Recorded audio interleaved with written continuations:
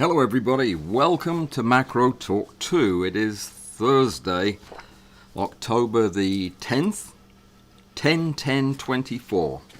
That's what it is. And somebody told me years ago that if I continued to do this long enough, one day I would make a mistake. And that happened. I made a mistake. And that was... in setting up today's live stream, I forgot that last week I promised a couple of people who specifically asked about it, I forgot that I was going to do the sculpture one. And that's what I'm going to do, because I promised that. Did you follow any of that? We'll start over again. Hi everybody, welcome to Macro Talk 2. I'm Alan, and today we were going to be talking about things weird and wonderful. I was going to show a whole bunch of pictures from the last few years, and it's all stuff you know about because you photograph it too. It was really just an excuse to have a chit-chat and show some pictures. But last week, I can't remember what it was we did last week that was more important, but I had to bump the sculptures in order to do whatever we did last week. But several people asked me, where are the sculptures? Why are you not talking about them like you said you would? And I said, I'll do it this week. Well, this is the only time this week that I can do it because Tuesday's already gone. You're following this now, right? Okay. So we're going to talk about the second part of my series on photographing art. Today we're going to be talking about photographing sculpture. But something else has happened this week. Several people have asked me about photogrammetry. And I've had several discussions with folks, and it occurred to me that this really is a timely discussion to have. So what I'm going to do is I'm going to talk quickly about photographing sculpture and the things you need to bear in mind, and then we'll right away get into photogrammetry, what it is and how you do it. And the purpose for that second part of the discussion is if anything I say sounds interesting and you would like to dig further into it, I will be happy to do that. I think it's a fascinating area, and if there's enough interest in it, then in the next week or two I'll do a proper full photogrammetry presentation, show you a bunch of pictures, show you some of the test work that I've been doing. I've been doing it for a couple of years now, and I've got quite a bit of stuff saved up, so we can do that. But first, let me remind you that we have a Pazoom on Saturday from 10 o'clock until noon o'clock, and the title of this week's Pazoom is Introductions. We have two, I believe, and Interpretations, which is a brand new thing we're doing. Interpretations is where we're going to take turns, well, not take turns, we're going to take a crack at editing other people's photographs. So this week, because it's the first one, it's going to be my photograph. I put a photograph in and people are going to edit it the way they want. It's just a raw picture. I decided to do this after Amy put a picture in to Afterstack, and both Bud and I edited it, and all three of the images were very different, so I thought this would be fun to do with a bigger group. So that's what we're going to do on Saturday. It's going to be fun. I want to say thank you to Jillian, Zeno, Nick, Emily, Gary, Diane, Mike and Andy, not to mention Amy and Susan, the directors, for all the work they are currently doing on the making of history. Actually, kind of, not really. They are working on the AWP Essentials project, which is a collaborative effort amongst us all to put together some playlists of the most useful stuff that I've done on this channel. Sounds a bit pretentious when I say it, doesn't it? It assumes that something I've done has been useful, but maybe some of it was, and if it was, these guys will find it, will put it in playlists, make a couple of videos to go with it, and then it'll be an opportunity for people to find the quickest way to learn this stuff. So thank you to these guys. Couldn't do it without them. And if you want to pitch in, whether you want to just help out for an hour or two, or if you want to also go down in history as being one of the curators of this project, just let Susan or Amy know, and they will get you all sorted out. And yeah, it's going to be a good thing. So this is probably going to be the last survivable weekend of the year. I hear that winter is rapidly approaching the Illinois area, and they're expecting temperatures in the unbelievably low 60s to high 50s at night. So this will be the last time I go outdoors until spring. So I'm going to go out and take pictures this weekend, and I hope you do too, because there is a competition underway. You know what the competition is. It is, I've forgotten what it is. No, it's insect intimacy. Your job is to turn in a photograph of some part of an insect up close and personal to make it look interesting. A weevil's foot would be an intimate portrait of a weevil. Now I have to come up with another example. An antenna, an interesting antenna. There you go, you've got the idea. You have until the end of the month to submit your picture or pictures if you haven't won the competition before. And then everything changes. Big announcement coming up. We have a double month. Is that a thing? No, we have a 2-month competition in November and December. It's a wild card. Everybody, whether you've won or not, can submit 3 pictures, and so long as it's a macro photograph, recognizably a macro photograph, it can be of anything you want. And you get to submit 3 pictures, and the contest for the 2 months, all in one big bucket, is going to be judged by no less than Lester Lefkowitz and me, and maybe possibly a third judge too. So it's shaping up to be something spectacular. But what I wanted to tell you was, in addition to books, Lester's books, being the first prize and the second prize and the third prize, I'm going to talk to Lester and we're going to rework that a little bit, because we got a donation, an anonymous donation, of a spectacular prize to give away in that competition, and that is a Datacolor Spider kit. The whole thing. It's a $500 color calibration kit for your computer. Isn't that wonderful? And that's going to be one of the prizes in November, December. So I just wanted you to know about that. Spread the word. If you weren't planning on entering, plan on entering now. So today we're talking about photographing sculpture. This is timely for me because I think I will be photographing some sculpture. I always have. I love to photograph sculpture. Not just little stuff either. Big stuff too. And one of my favorite things to photograph is that big shiny stainless steel coffee bean in no, it's not in New York, it's in Chicago. Gigantic big thing. Utterly impossible not to get reflections from it because it's it's made of metal and it's sitting outside in the sun. But lovely piece of sculpture. But we're going to be talking about little sculptures and big sculptures too, and I'm going to give you some basic rules so that you can take good pictures of 3-dimensional art in our 2-dimensional art form. And then when we get done with that, we're going to talk about how you can take 2-dimensional photographs and turn them into 3-dimensional models. That's what photogrammetry is. But let's talk then quickly, or swiftly, maybe a better word, about the things you need to think about when you're photographing sculptures. I'm not going to show you a whole bunch of photographs, mainly because I didn't put them together. Well, I did put them together and then I lost the file. The file's got one of my air tags on it, but I've lost them too. So yeah, it's a problem. Lighting. Obviously, lighting is always going to be number one, because without lighting, you don't have a photograph, do you? So lighting when we're photographing sculptures is particularly important because we use the light not only to emphasize the shape, the form of the thing, and try not to just think of naked, headless David. No, David has his head on, doesn't he?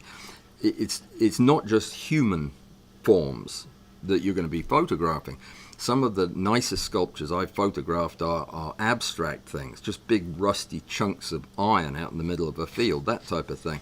So it's not just the form that you're recording, but also the texture, and you want to get an honest feel for the material that it's made of, so color.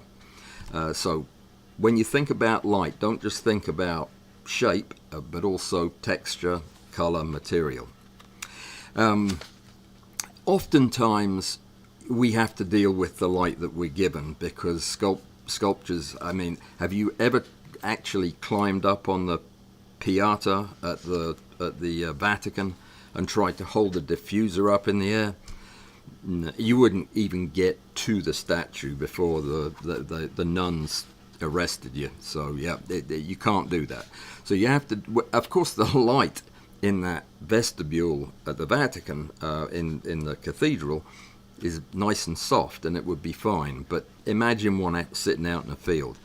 So hard, direct sunlight's pretty hard to work with. It's great for the texture. It's great for showing up the material, unless it's just too bright. But soft or diffused light, if you can get it, is a lot more flattering, and it often gives the form more three-dimensionality. One thing you can do, by the way, it wouldn't work at you know, in the Vatican or in a museum, but if you're trying to photograph something larger and you can't diffuse the light by yourself, you can get somebody to hold up one of those big diffusers, and you know, by the time they get arrested, you can have the shots finished. So bear in mind, most of these places won't let you use a tripod either. So you know, you've got to think about that. We'll get to that in a minute. So diffuse the light if you can. If you can't, you can't. Experiment with different lighting angles. Now you can't have your assistant move the sun for you, but sometimes you can move the sculpture. Again, use good judgment here. But where the light is coming from, and if you're using artificial light, of course you control it, but you can get anything from a very dramatic kind of silhouette effect to something very soft and backlit, and it'll be different for every example. But certainly you want to do everything in your power to reduce glare and reflections. That's what really hurts sculpture photography, and most of the stuff you see is going to have a shiny finish, or it's going to be glazed, or it's going to be made of metal. So you've got to be mindful of this. You can sometimes get away with using not just diffusion, but actually polarizing the light to reduce some of the reflectivity, but it doesn't work as well as it does on water, for example. You can get away with a lot more with matte finishes, but yeah, that's pretty much the luck of the draw. It depends what you're photographing. So the next thing to think about is scale and perspective. How big is your subject? Small stuff, especially small stuff with intricate details, which is a lot of what I used to like to photograph, you just use your macro techniques in a nutshell. You get close, you use fully controlled light, diffused, multiple low power light sources if you can, continuous or flash, and you use the light and the scale to allow you to control all the photons so that you can get as much three-dimensionality out of the structure as you want. So the smaller it is, the easier it is for us, because we know how to do that. We do it with insects all the time. What did you think of my assistant, by the way? Pretty hot for an insect, eh? That's what I thought.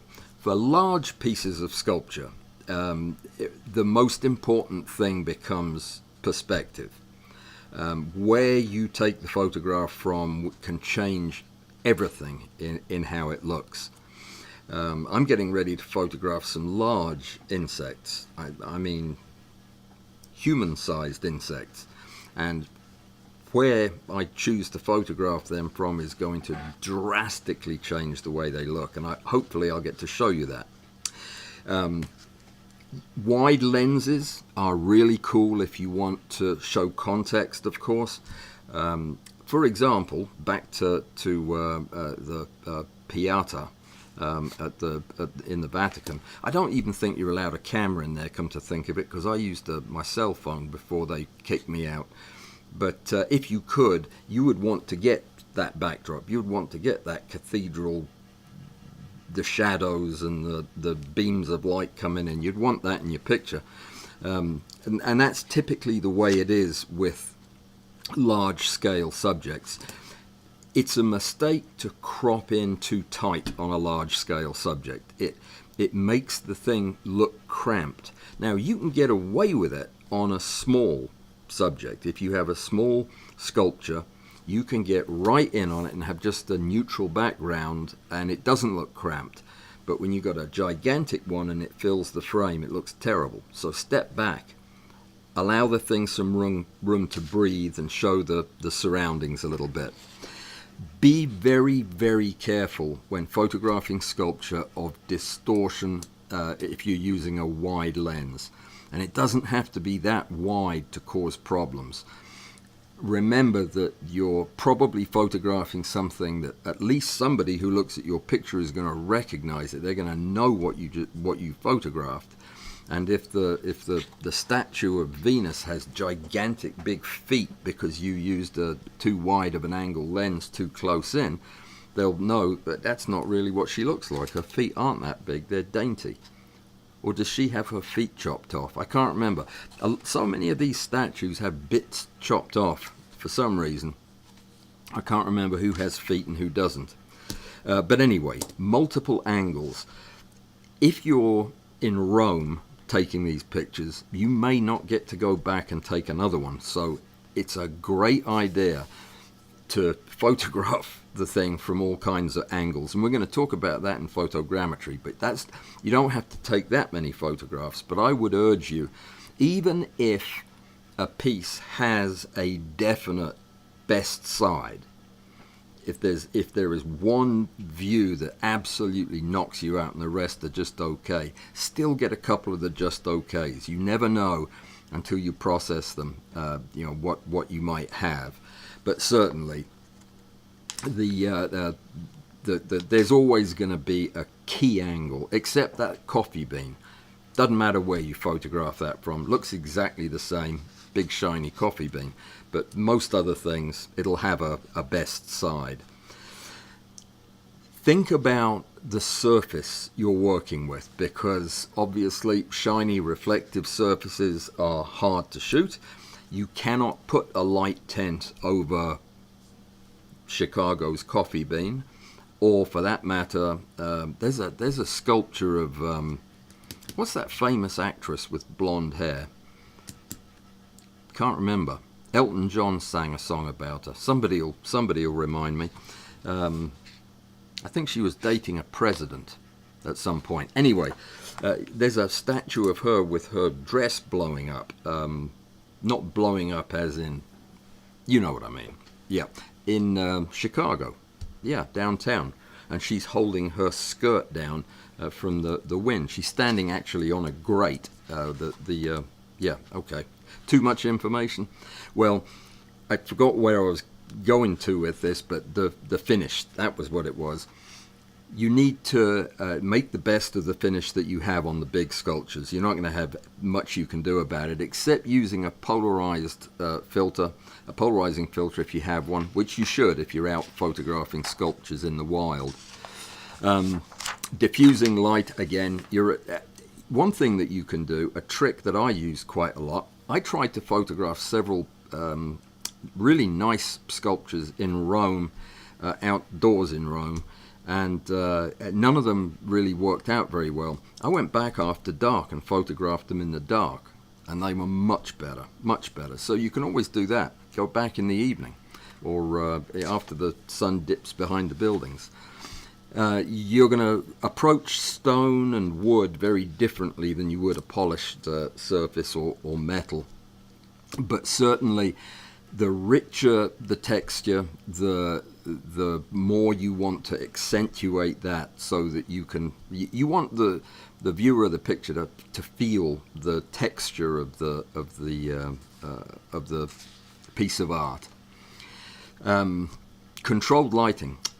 I don't know if I did or not yet. I'll know, I think, later today. I may have won some very unique lights that I bid for in an auction. I didn't bid very much, but they're very nice lights, and they're used, I think I would use them primarily for photographing 3D art.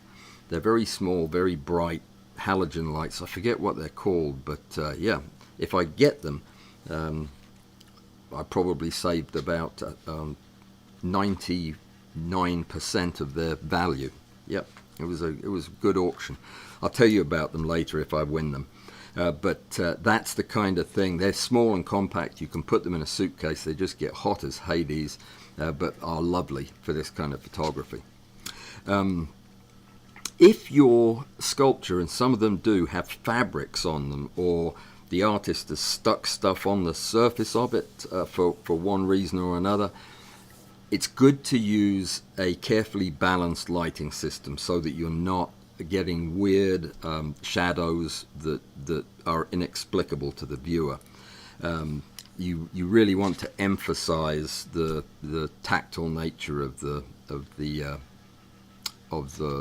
sculpture. Think about the background and environment. You don't have much control over it, of course, with a big one. With a big sculpture, you're stuck with where it is. You can walk around it, but that's about it.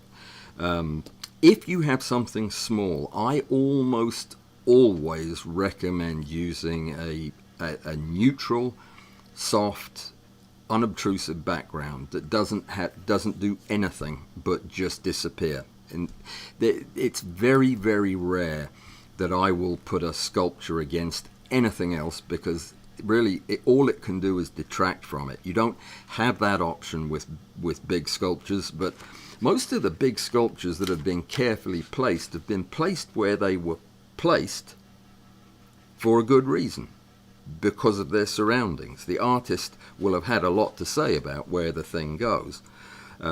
So oftentimes you'll find that there is an already present backdrop that's going to work for that piece. So pay attention to what the artist was thinking when they did it. If you are doing this in your studio, a piece of fabric, a piece of velvet, some white or black paper, all the usual stuff, that'll do you fine. Just make sure it's seamless. The environment that you're in is not only important in setting the tone for the sculpture, but it will also provide sometimes context. And I go back to Rome again. There were so many of the things that I was photographing that from one angle they looked like an interesting statue. From another angle they looked like a historical part of an ancient city, because you could see Rome behind it. You could see the basilica. You could see the whatchamacallit. Yeah, it was all there if you got in the right place. So think about that. Not only use it to provide scale to your subject, which is important, but also context, especially if it's historical. Be very careful, though. This is important. I see this all the time, and we need to look at this when we're setting up our photograph. If there is like a crane in the background, not a crane like that, but a crane like that, and it has a cross piece that just happens to go straight through the head of your statue, the way you're positioned, go somewhere else, move a bit, because that doesn't look good. It looks like one of those Steve Martin arrows through the head thing, and yeah, it just doesn't look good. So look at the context of your environment. and don't use anything that is going to make it look weird. Somebody took a photograph of one of those, of a statue in Paris, and showed it to me. They were very proud of it. But the way they'd shot it, there were some lights, out of focus lights, in a shop window behind the statue that looked like the thing was wearing earrings. And it was a statue of a soldier. He didn't look good in earrings. So be careful. Think about the context. Color is no less important when you're photographing sculptures than it is when you're photographing anything else. So think in terms of complementary or contrasting colors, and if you have the option, move your feet in such a way that you can give the best possible lighting effect to your sculpture. Very often the sculptures are going to be stone colored or wood colored, and it's not that big a deal. But if you're dealing with something painted, or something with a lot of natural color in it, then think about it. Texture and surface detail.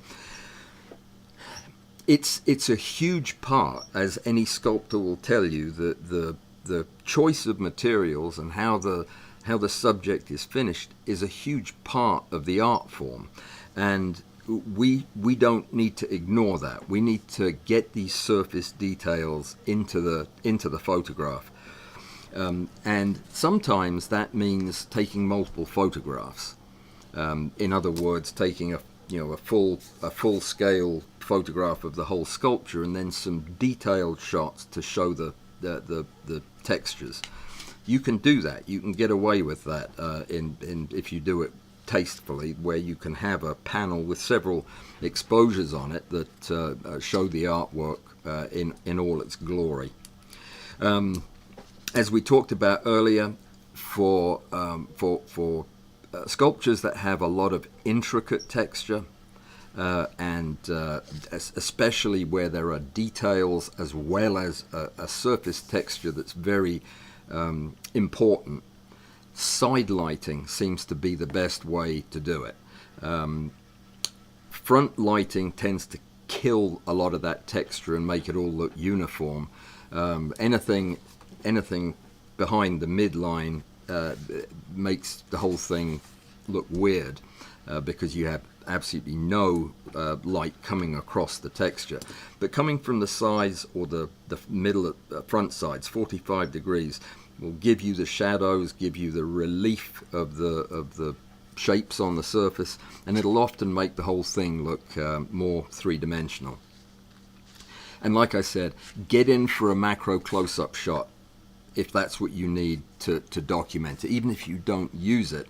But you know what? If you take a picture, I've taken loads of pictures of marble statues. I've got one was on the artwork here for this discussion.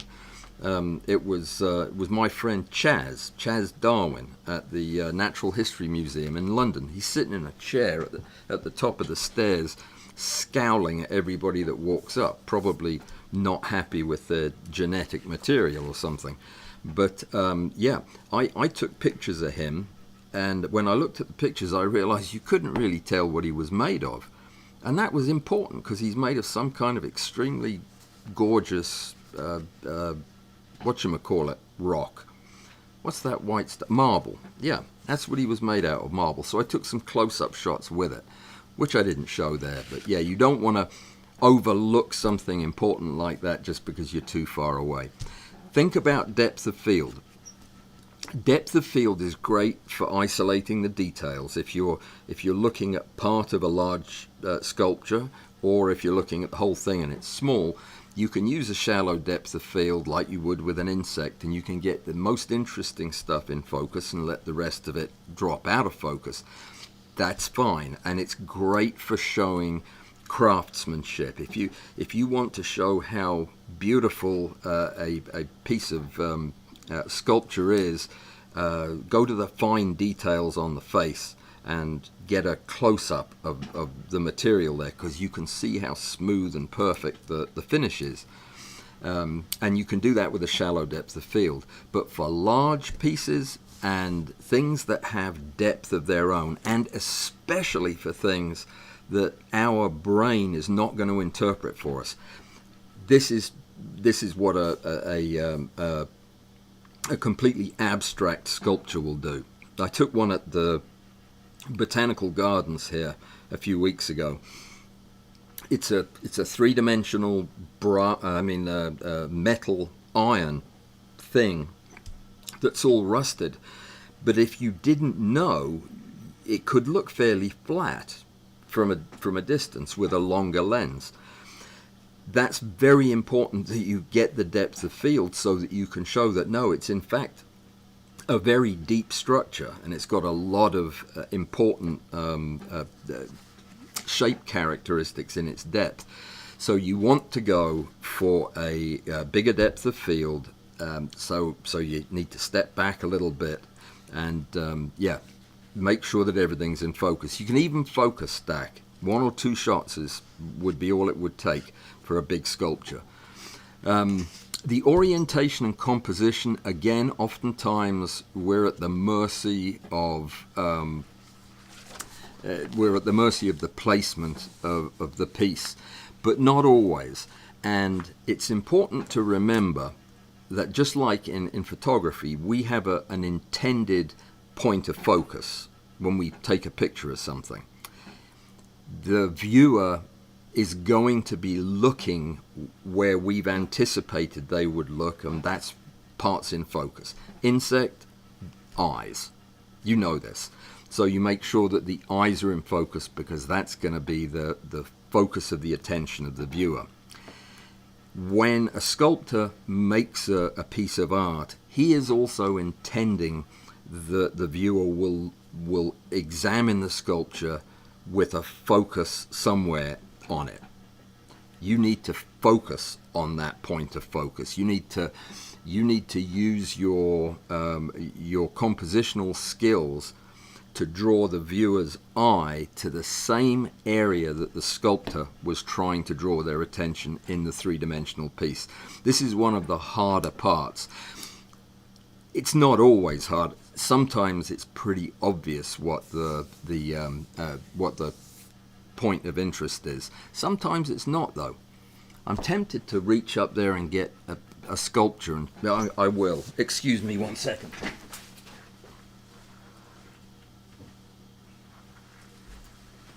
That took more than 1 second. This is kind of interesting. How would you photograph this?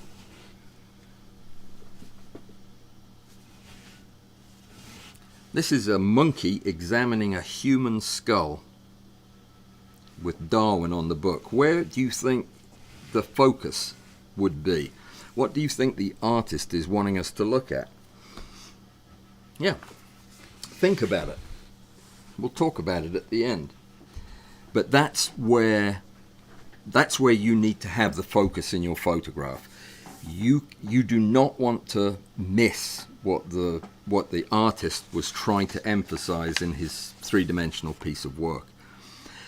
Be very, very careful when you crop a photograph of a sculpture. You can, like I said earlier, you can get away with tight crops on small subjects. You really can't on large subjects, so just be very careful. And probably more than it is even with living organisms, shoot for balance and symmetry. It doesn't mean the photograph has to be symmetrical, but there has to be some symmetry in there, if you see what I'm saying. You don't have to have your subject centered necessarily, but you want it to be balanced so that it looks pleasing to the eye.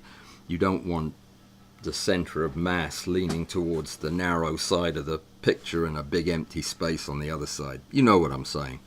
But it's especially important for abstract things where we don't have a frame of reference to kind of guess where the thing should be.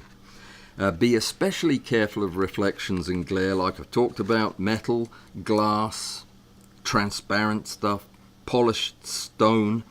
As soon as you get a reflection, every picture I've got of the coffee bean in Chicago has me in it, pointing a camera at it, because I don't think there's anywhere you can stand where you don't get that.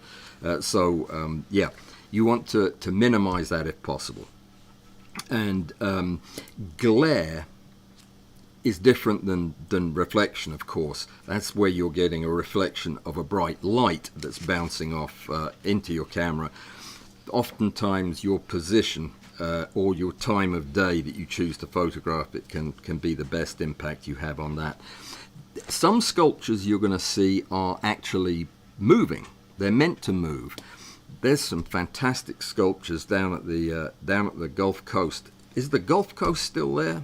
It may be in Texas now, I don't know, but there was a museum down there at the Gulf Coast that had some really big kinematic displays where the wind would move these ginormous great big arms around, and it's absolutely gorgeous to look at. If you're photographing that, you don't want to photograph it in such a way that none of that motion is implied or imparted. You might want to actually drop your shutter speed so that you can have a little bit of motion blur in the moving parts so that you can capture that movement. That's really quite important. It's like trying to take a realistic photograph of an aeroplane with propellers as it's landing.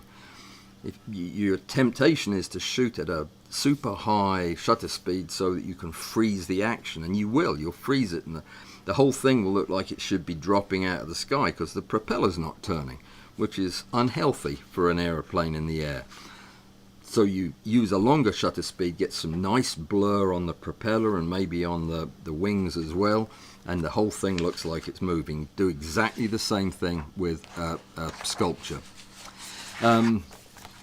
The last thing I'd say on this is some sculptures are meant to be touched, and human interaction is an important part of it. Again, I go back to the Gulf Coast where I used to live. There was a park, and you've probably seen this in several of my videos.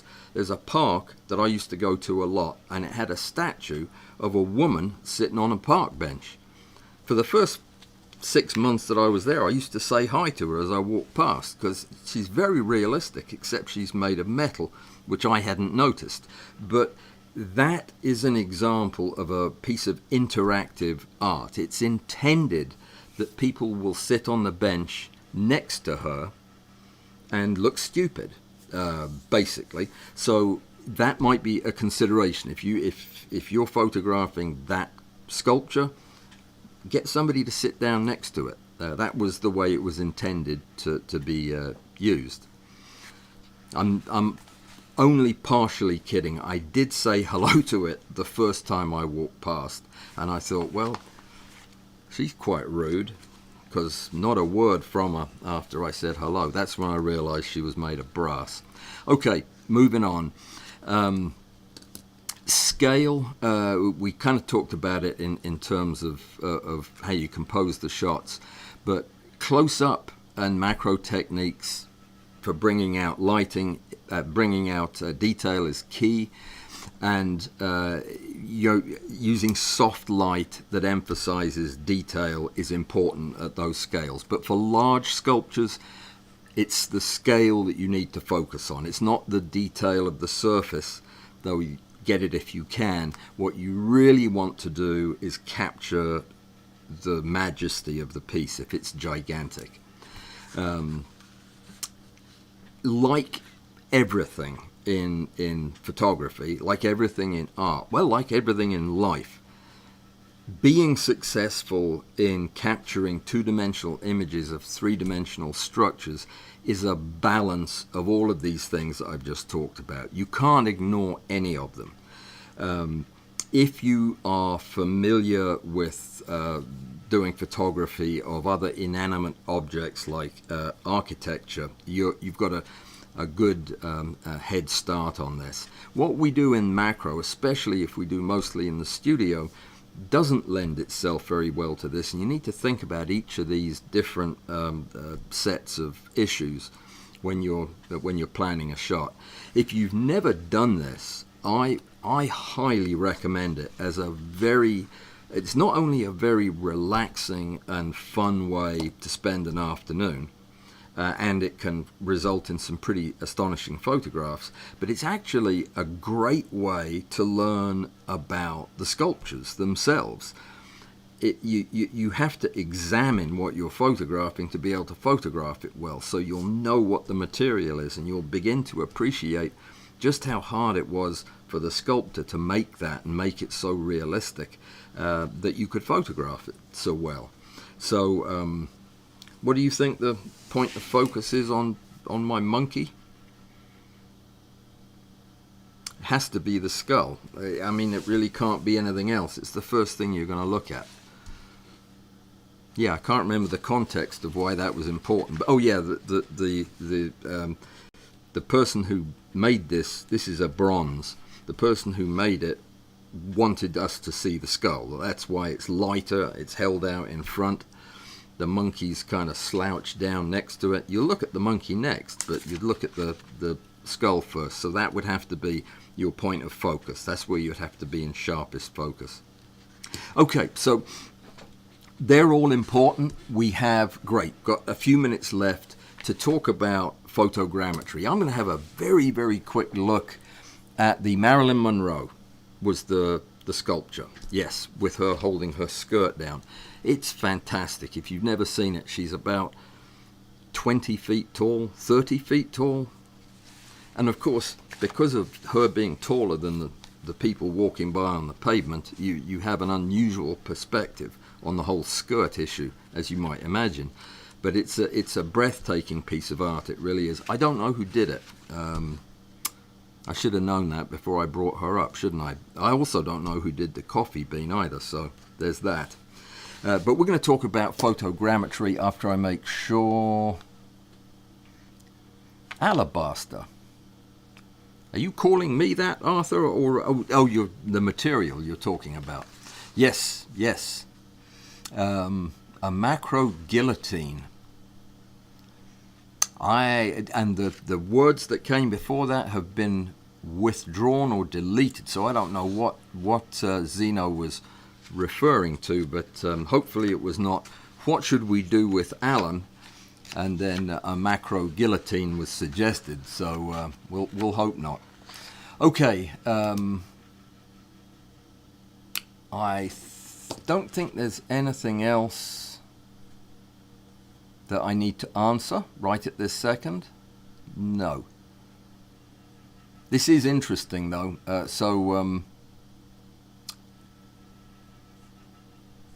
if you do have questions, throw them in there. I'll try to get to them. Hey, if you have questions that we don't get to and you're coming to Presume on Saturday, bring them with you then, because we did have to really rush through that.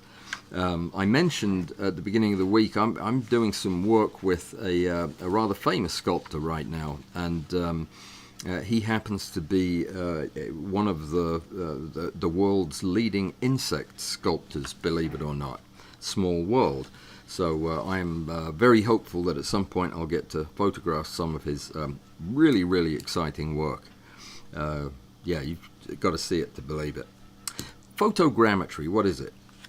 Photogrammetry is a technique that uses both photographic technique as well as software and in some cases specialized hardware to capture two-dimensional images in such a way that the data that they contain can be assimilated in a software program to generate a 3D model. We've just been talking about generating two-dimensional representations of three-dimensional subjects. This is the opposite of that. This is taking those two-dimensional photographs of a three-dimensional object and then putting them together into a 3D file.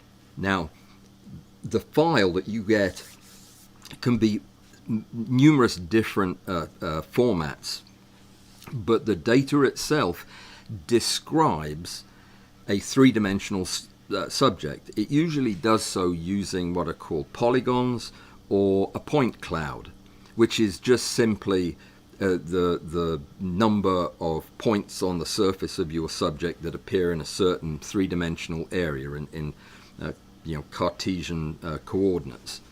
So these files are very big, they're very dense, but what they allow you to do is generate two-dimensional art that you can then examine from different angles if you're using a computer monitor to do it. But also you can 3D print these things.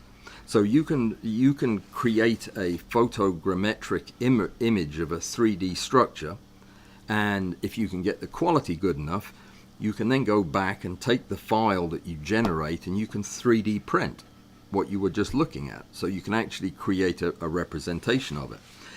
The way we do it is by taking multiple, and I mean multiple, a lot of photographs of the same subject that overlap. Now, they don't strictly have to overlap in any particular order. You could have them pretty higgledy-piggledy and the computer would figure it out. But generally speaking, what we do is, when I do it with macro subjects, I move the subject. But when I'm doing it with something like my monkey friend here, I would actually have the camera going around. You want to keep your focal length, your plane of focus, your shutter speed, everything the same. You want your light to be as flat as it can be. You want it to be completely shadow-free, boring, flat light. You want to take a lot of pictures. If somebody says, hey, I'm doing photogrammetry and I just took 11 pictures of this thing, they didn't take enough. Okay, it's got to, your collection of pictures has to have 3 digits in it, or you didn't get enough pictures. I have done pictures of insects, and insects are extraordinarily difficult because of the hairs and fine detail, but they can be done to a point. Larger subjects are easier, but even with a large subject like monkey here, I would guess a couple of hundred photographs at least, with lots of overlap. You want the computer to be able to know with high certainty where every point on the surface of your subject is. So if you have only one photograph of the tip of his elbow here, then the computer will only have one point of reference, which means it's a two-dimensional photograph. It will only be able to place it with any degree of certainty in 2 dimensions. And where the point of his elbow is can only be described in 3 dimensions, X, Y, and Z. So you need to photograph every point more than once, because the computer then can look at the second photograph and triangulate, which is why the polygons, and know with a fairly high degree of certainty exactly where that point is. And it does that with every point on the surface of the subject. So you're probably beginning to see that this is a computationally dense, highly technical process that takes quite a bit of computing power to crunch. It also takes quite a long time to capture the images, though there are plenty of people who have got it down to a fine art where they can capture the images very, very quickly. And there are programs out there that I'm going to tell you about that will allow you to do this on your phone with a relatively small number of pictures and do it quite quickly and do it fairly well. But there is an almost linear relationship between how carefully you take the photographs, how well in focus they are, how plain and flat the lighting is, how unobtrusive the background is. All of these things are characteristics of what your 3D model is going to look like, or they are going to impact what your 3D model looks like. If you cut corners on anything, on lighting, if you have some shadows or if you have some motion blur in the pictures, anything like that, it's going to degrade the mathematical certainty of where the points are. And as soon as the computer is having to guess where a point is relative to the rest, you start to get indistinct edges, and your 3D model becomes a bit fuzzy. And after a while, it'll have so much uncertainty related to the points on the surface that it'll have points all over the place, and you'll have a point cloud that looks more like a real cloud. And when you try to resolve that, which is the final step in the process of making an image that represents the 3D model, it doesn't know where in the heck to put half the points. So it's all about capture. Why this is good is because, think about it. Think about a file that you can put in an archive that is not just a photograph or even a set of photographs of monkey, but it is an actual three-dimensional representation of monkey that can be 3D printed for future art historians or students or monkey lovers or skull lovers, for that matter, that could print their own up, because it will contain all of that data. So that's probably the most important thing. I do 3D printing, and one of the things that I can do is take these very dense 3D models, and I can convert them into a language that the 3D printer understands, and I can then print them off. And some people do that a lot. I mean, there's a whole art form there. People who do who make video games, for example, or use special effects. They're not called special effects, are they? Mike is going to give me a call and tell me I didn't use the right word on this.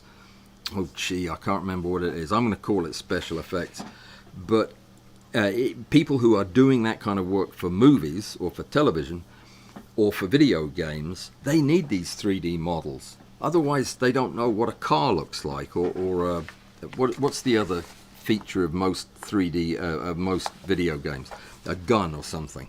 So you need all those things to appear realistic. So they model them and then use those models as assets or inputs into the piece of art, the movie, the video game. So it's a fantastic tool that's becoming more and more relevant, more and more important. But for people like you and me, it's great fun to do, very satisfying. The results are very cool, and it allows you to create a different kind of art if you haven't tried it. And this is where, by the way, if you're the least bit interested in this, please leave a note or give a shout to Bud or Alistair to say, yeah, I'm interested. Let's talk more about this, because I'd love to show you how to do it. I can set up a demo and we can actually do some. When you're doing this 3D imaging, you don't touch the subject, and that's one of the real advantages of it. We did some work for the Metropolitan Museum of Art in New York, where we helped them with imaging some priceless antiquities. And as soon as they heard that I was involved in it, that they had to have a rule that we couldn't touch any of the stuff, which was an incredibly smart move on their part. So photogrammetry was the obvious answer here. That yeah, if I'm not allowed to touch it, then we'll use a touch-free system, and that's what this is. No contact. And obviously, well, or maybe not obviously, but even monkey here is eventually going to degrade or rust, or his skull's going to fall off. Something's going to happen. But a 3D model can be a very robust way to store all of that information as a backup. Some of these 3D models, depending on the software you're using, the way you capture the images and so on, can have really, really incredible detail, because not only do they measure and record the points in space where the model is, but they also can record the very, very fine detail and the surface textures of the subject. So you end up with what's called high-resolution texture mapping, and that's a separate layer that can be put on and can be edited and adapted to the 3D output. So it is fantastic for mapping the texture of the surface, And it allows you to preserve imperfections and even the natural qualities of the material that's used.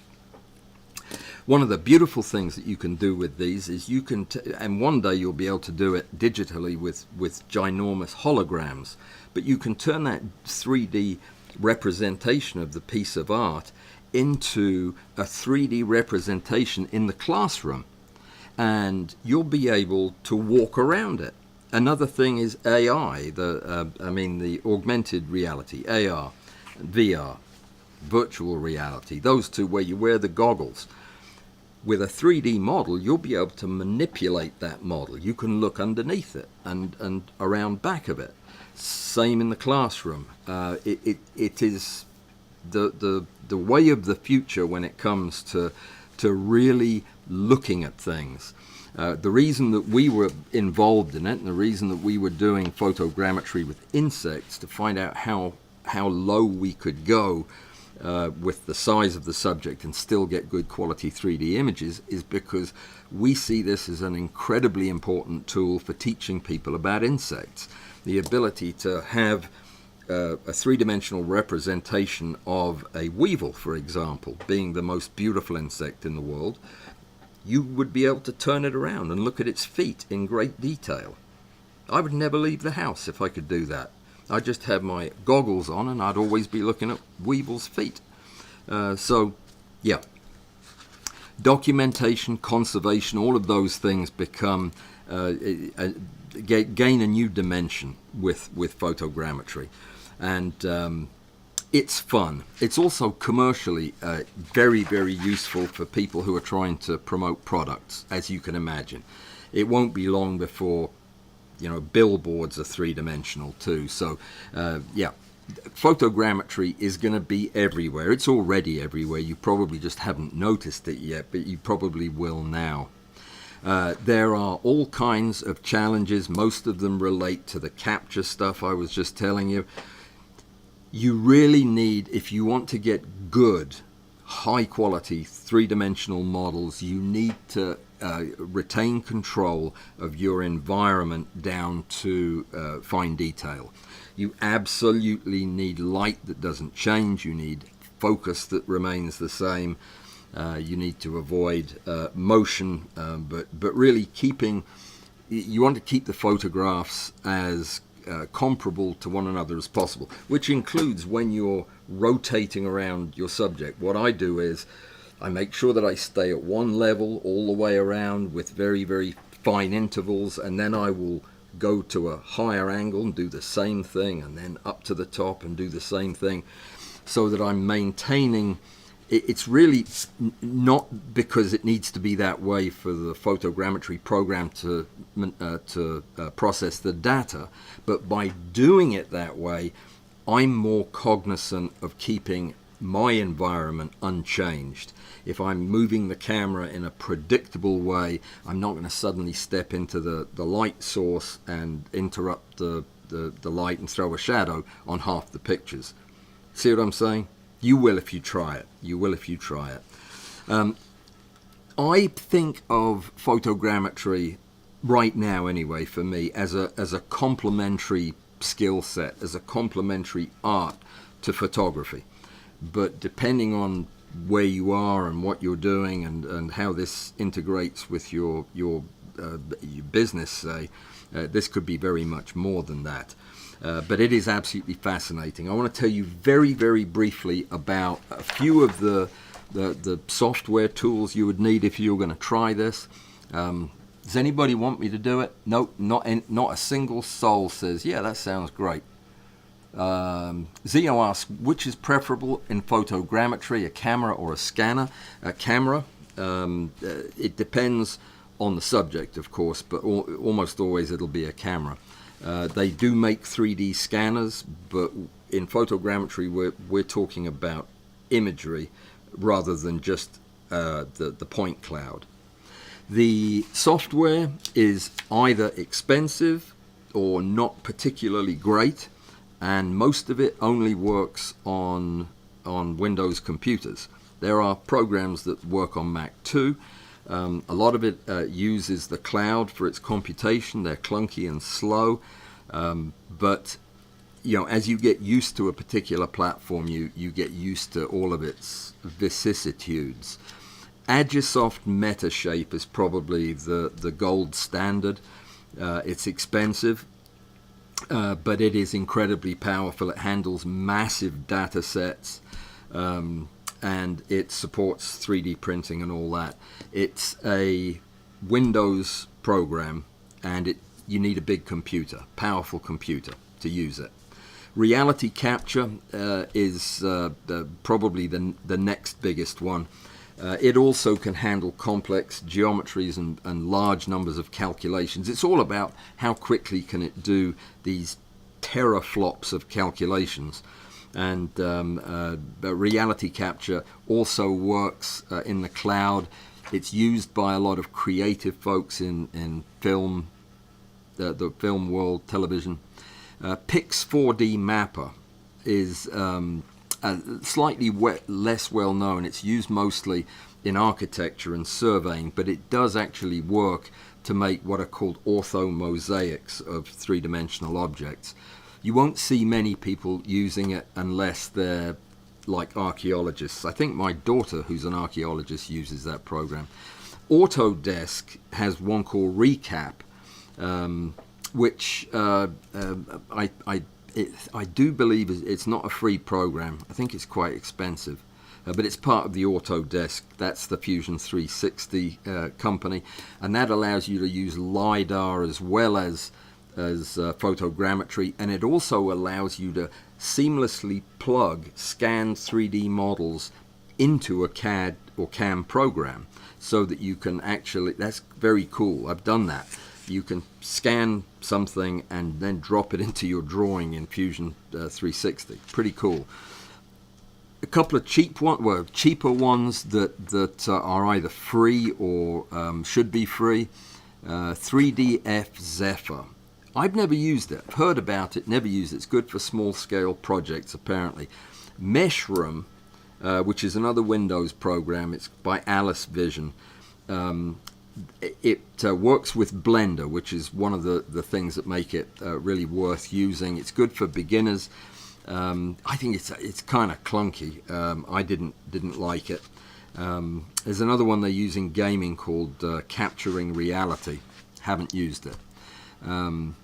Blender is a free program. If you've never heard of it, read about it. It's amazing. And it can take the point cloud that you generate with your photogrammetry and use it in Blender.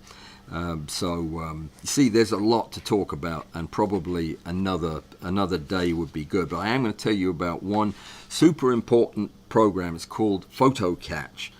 I have it on my phone. PhotoCatch allows you to, if you want to just experiment with this and see if it does anything at all for you, take your phone, get PhotoCatch. I think that the luxury version is $20 a month. There's a free version too. And we worked with those guys, and they're really super. You just take a whole bunch of photographs of your subject, press a button, and it comes back with a 3D model that you can actually walk around and look at, and so on and so forth. If you're interested in learning more, seeing some examples, getting into the nitty-gritty of this and showing you how we could maybe use it to make some 3D prints, I'm all about that. That would be a lot of fun. If you're interested, let me know. It might be something we do over in a Pazoom one day, if that's the preference. But let me know one way or the other, because I think this is fascinating. I think it's a great way to add a layer of interest to photography. You'll always come back to taking pictures with a camera. At least I always do. It's more of an interesting sideline, but it has some real application too. We're out of time by 2 minutes. I think we covered a lot, and I'm glad we got to this. It was 2 new people who came on the live stream last Thursday, listened to me going on about whatever we were talking about, and said, is he not going to be talking about sculptures? And that's why we did this today, because I felt bad about that for the newcomers. I am unpredictable, newcomers. but not that bad usually. So if you need to go, if it's nap time now, you can head on to the mat and curl up for your nap. Otherwise, I'm going to answer any questions that remain in the chat, and I'll see you guys on Saturday if you're presuming it with me. If not, Tuesday or Thursday or some other time. Deal? Have a great day. Now I'm talking to the people who didn't go, who stayed behind. Let me see. The movie business, says Zeno, has a spherical shaped chamber with many, many cameras to capture 360 degrees. So the person being scanned doesn't have to hold still for the number of photos required. Zeno, what they do now is you can't even work on a film until you've been scanned, because they use your 3D representation for all kinds of stand-ins and stunts. Yeah, I think it's a routine now. Person to talk to is Mike Canfer. He worked with all of this stuff even before they invented it. He and I worked on this together. So, yeah, it's good stuff. Tell Alan I'm interested. Oh, Joseph, okay, deal. We've got one interested person. Okay, that's good. LiDAR is low-res, noisy, and doesn't combine well into multiple views. You are absolutely correct. And nobody else is interested, but we're going to do it anyway. So I will work up a thing that we'll do. I'll do a demo, show you how it works, and I could do it in a video. Let me think about it and talk to some people. Joseph's interested. Nick is interested. Okay, so we're good. We've got enough people to do it. All right, so Zeno's interested too. Fantastic. And Joseph knew it was Marilyn Monroe as well. You guys are the best. Look, thank you everybody that supports me. Thank you everybody who wished me a happy birthday this week. It was my birthday. I was 37 on Monday and then 66 on Tuesday. Don't ask me how that happens. And UAE photographers asking if anybody's tried dark field photography. Dark field micrography? Sure. I bet Joseph has. Ask him. And we will see. All right, that's it. We're done. I wasn't blowing you off, UAE. I really don't know, but I think. Oh, Arthur says he has. So chit chat with him for a bit, and hopefully you'll find the answer to your question. Hippo birdie to you. Happy birthday to you. Your spelling, Zeno, is appalling. Thank you very much, sir. Have a great weekend, everybody. I'll see you next week. Take care. Stay safe. Thank you, Emily.